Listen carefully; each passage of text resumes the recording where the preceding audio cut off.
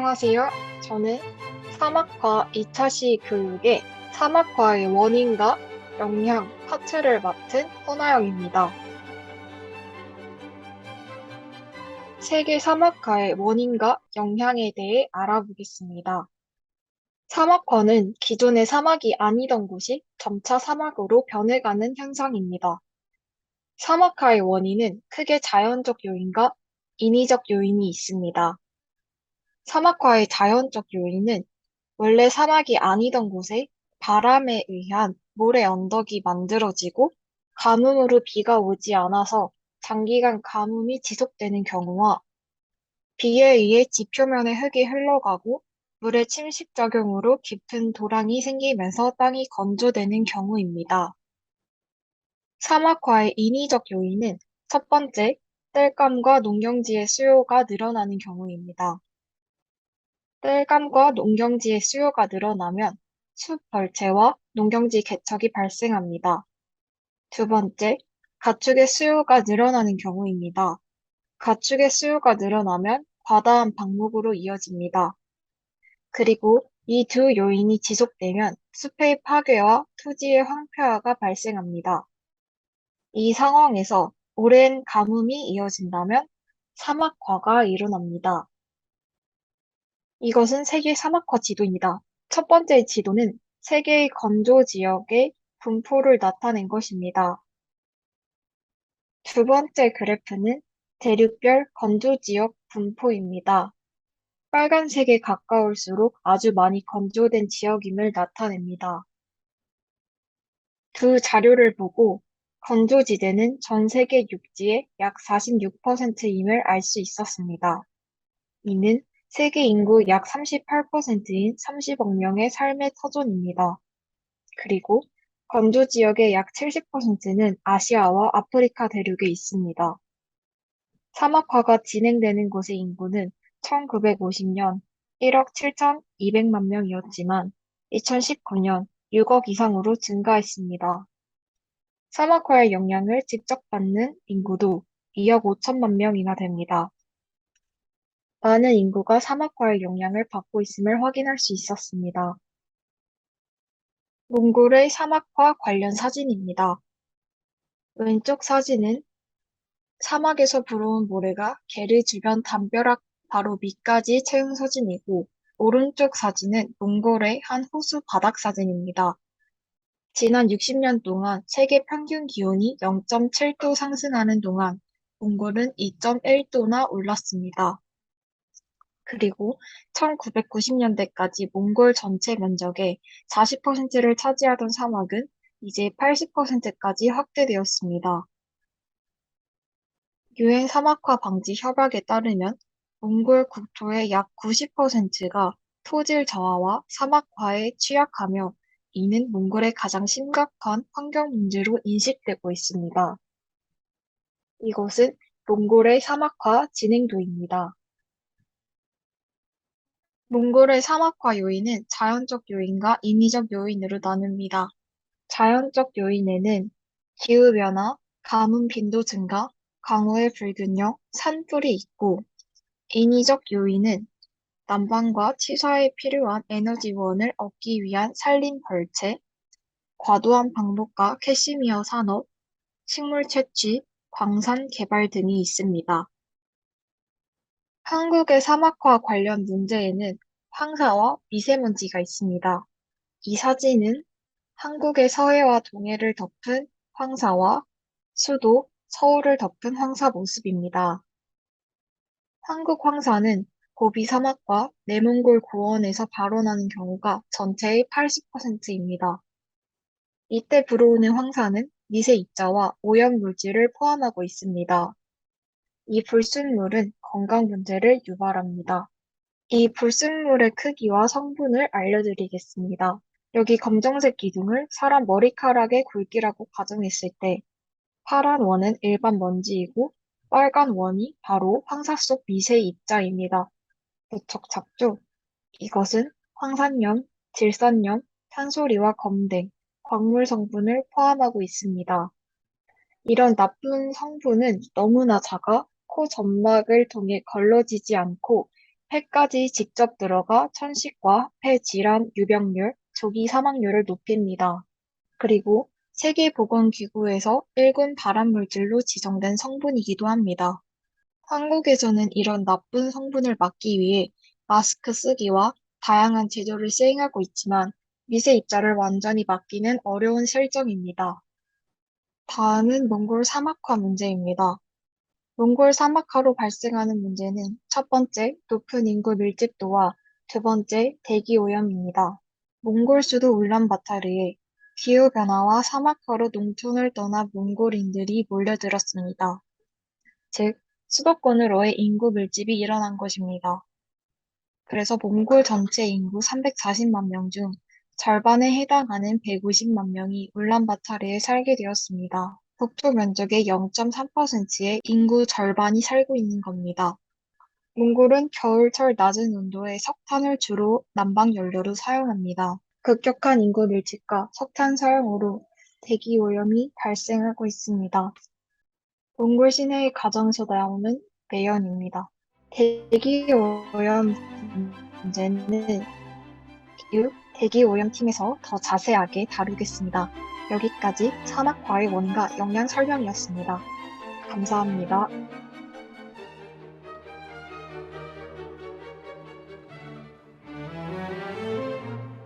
안녕하세요. 반갑습니다. 사막화 대한방학 교육과 환경일기 작성법을 설명할 사막화 팀의 유재선입니다. 반갑습니다. 지난 시간에는 무엇을 배웠죠? 네, 사막화의 원인과 영향에 대해 알아보았는데요. 이번 시간에는 사막화 방지를 위한 여러 방법들을 한번 배워보고 환경일기 작성법을 어떻게 작성하는지 잘 소개해 드리도록 하겠습니다. 사막화는 몽골뿐 아니라 전 세계적으로 굉장한 심각한 상황에 처해 있습니다. 사막화 때문에 환경 난민도 많이 발생하고 있습니다. 몽골의 경우를 보면 몽골의 겨울철 기온이 상승하는 그런 기후변화로 인해서 몽골 농촌 지역의 유목민들이 생업 지속이 굉장히 어려운 상황에 처해 있습니다. 농촌에서 유목 생활을 하기 힘들어진 이런 유목민들은 몽골의 수도인 울란바토르 도시로 급격하게 모여들기 시작했는데요.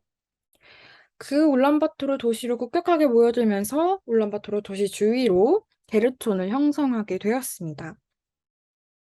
환경 변화로 자기의 생업을 잃어버리고 다른 지역으로 이주한 사람들을 환경 난민이라고 부릅니다.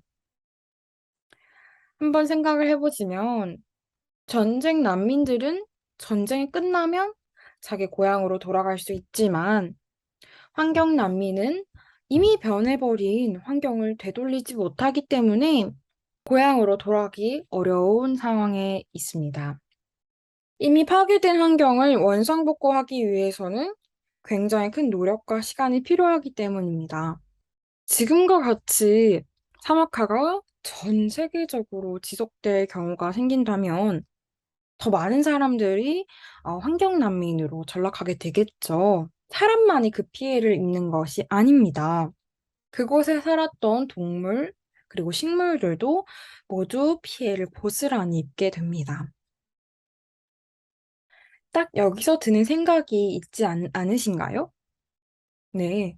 딱 어떤 생각이 드냐면, 사막화를 막아야겠다. 사막화를 막아야 되는데? 라는 생각이 드실 겁니다. 이러한 사막화 문제는 갑작스럽게 대두된 것은 아닙니다. 이전부터 꾸준히 문제 제기가 되어 왔었는데요.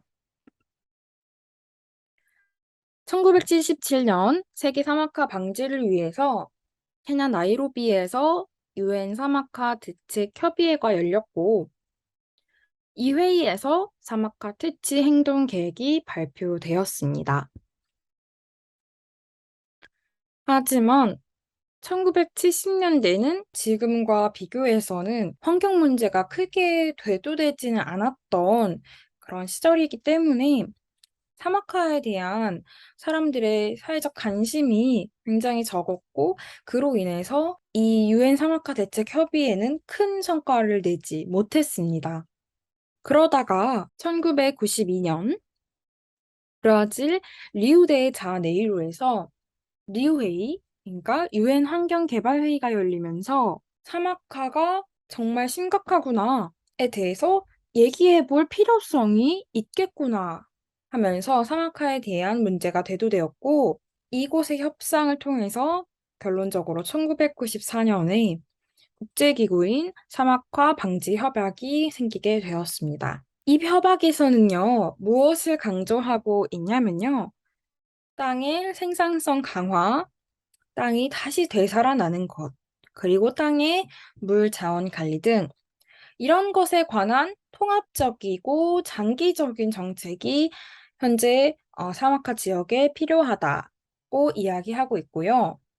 두 번째로는 사막화의 피해가 굉장히 광범위하고 발생 원인이 어느 한 국가에 있는 것이 아니기 때문에 여러 나라가 사막화에 대해서 협력해야 한다는 것을 강조하고 있습니다.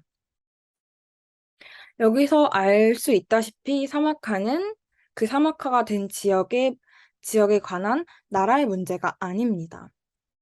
사람들이, 전 세계 사람들이 그렇게 끼친 피해로 인해서 사막화가 된 지역의 사람들이 피해를 받고 있는 것입니다. 지금까지 말씀을 드렸다시피 전 세계는 사막화 방지를 위해서 관심을 기울이고 있습니다.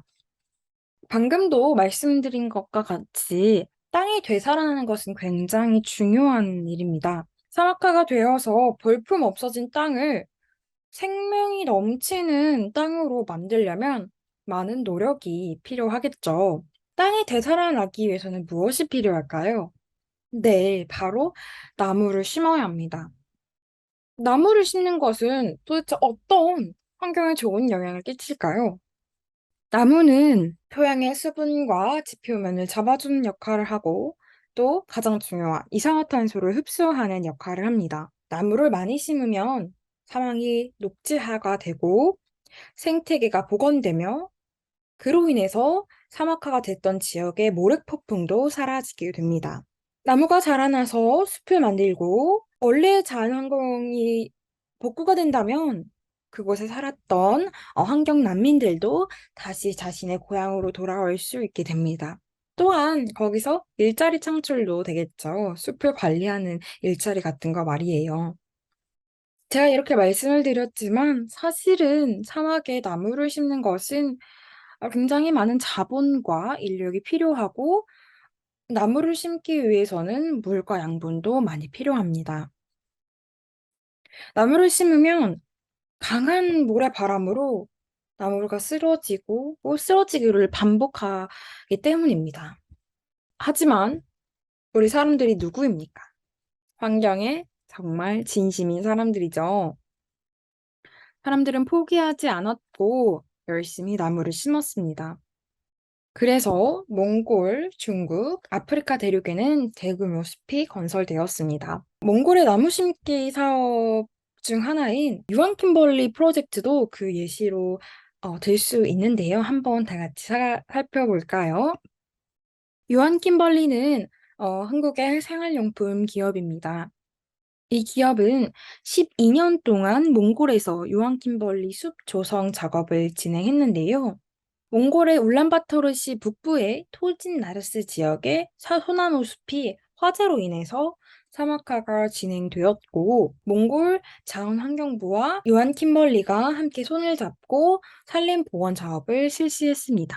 협력 기관들끼리 열심히 보건 작업을 한 결과 1,000만 그루를 심게 되었고, 몽골의 토진 나르스 지역은 다시 푸른 나무가 보이는 곳이 되었습니다. 요한 킴벌리는 그저 나무 심기만 교육한 것은 아니었는데요. 그런 나무 심기와 함께 다 만들어진 숲을 어떻게 지속적으로 보존하는지에 대해서 또 함께 교육을 지원하였습니다.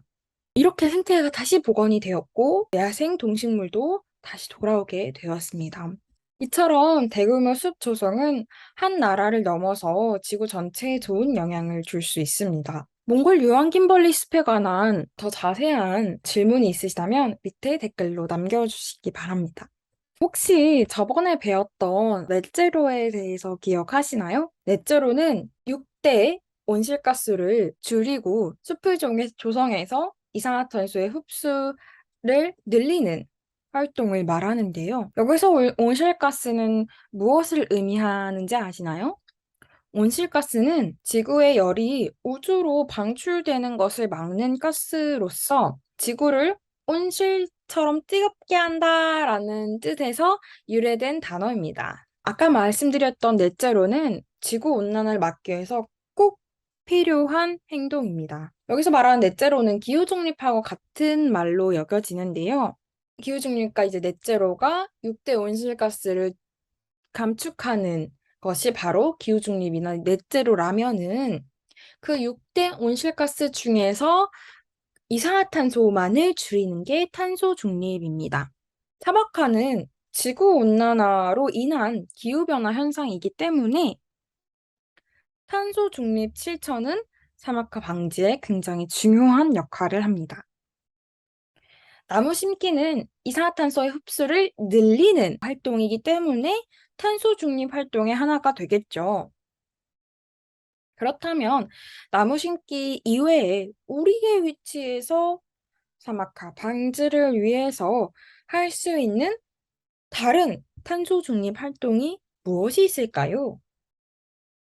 나무 심기 활동은 이산화탄소를 흡수하는 것을 늘리는 활동이니까 이번에는 이산화탄소의 방출을 줄여보는 활동을 생각해 볼까요? 카테고리를 나눠서 한번 살펴보도록 합시다. 에너지 분야부터 볼까요? 에너지 분야에서는 양치컵을 사용할 수도 있고, 텔레비전 시청을 줄여볼 수도 있고, 세탁기 사용을 주 1회로 줄여볼 수도 있고, 또한 디지털 사용 시간을 줄인다거나, 낭비되는 전력을 차단하는 것, 콘센트 뽑기가 되겠죠. 그리고 샤워 시간 줄이기, 여러 가지 전기 절약이 있습니다. 또 소비 분야에서 한번 볼까요? 친환경이나 저탄소 제품을 사용하기 등이 있네요. 또 교통수단 측면에서는 2km에 가까운 거리는 걸어가기, 아니면 자전거 이용하기 등이 있겠습니다. 또 개인 자동차 대신 대중교통을 이용하는 것도 좋은 교통 분야에서의 탄소 중립 실천 방안이 되겠죠. 자원순환도 볼까요? 자원순환에서는 종이 티슈, 핸드 드라이기 대신에 개인 손수건을 사용해서 그걸 가방에 넣고 다닌다거나 비닐 바구니 대신 장바구니를 가져가서 사용한다거나 일회용 용기보다는 다회용 용기를 사용한다거나 휴지나 물티슈 사용보다는 개인 손수건으로 아니면 행주로 탁자를 따는다거나 여러 가지 등이 있겠습니다. 또한 종이 덜 사용하는 것도 있겠죠. 이렇게 일상 속에는 많은 탄소 저감 위한 실천 방안들이 많이 있습니다. 이 이외에도 많은 여러분이 아시는 것도 많겠죠. 저번에 저희가 에코랜선 집들이 영상을 통해서도 탄소 중립을 위한 여러 실천 방법들을 잘 살펴보았습니다. 교육 이전에 나눠드린 탄소 중립 실천서에서도 각 활동에 대한 자세한 설명이 나와 있습니다. 우리 몽골이 팀에서는 앞으로 3개월 동안 진행할 실천 방안을 하나 정해서 정한 행동을 주 2회씩 3개월 동안 환경일기를 작성하며 시행해 볼 예정인데요. 이렇게 보시는 화면과 같이 패들렛으로 주 2회씩 탄소 중립 실천 사진과 사진에 대한 설명을 적는 형식으로 올려주시면 될 것 같습니다. 올려주실 때는 꼭 앱이나 사이트에서 로그인을 해주신 다음에 글을 올려주시길 바랍니다. 로그인을 해야지 이름이 보이기 때문입니다. 탄소 중립 실천서하고 활동 선언서를 받으셨을 텐데요. 다음 시간에서는 선언문을 한번 작성해 보면서 이런 탄소 중립을 한번 읽어보고 거기에서 자기가 원하는 활동을 하나 정해서 그것을 활동 선언문 한번 적어보면서 자기 앞으로 3개월 동안 할 활동을 다짐해 보는 시간을 갖도록 하겠습니다. 여기까지 환경일기 작성법과 넷째로 그리고 사막화 환경 난민에 대해서 여러 가지 사항들을 같이 알아보았는데요. 이 교육에 대해서 혹시 질문이 있으시거나 아니면은 더 알아가고 싶으신 분들은 댓글로 메일을 남겨주시기 바랍니다. 여기까지 사막화 팀의 유재선 단원이었습니다. 감사합니다.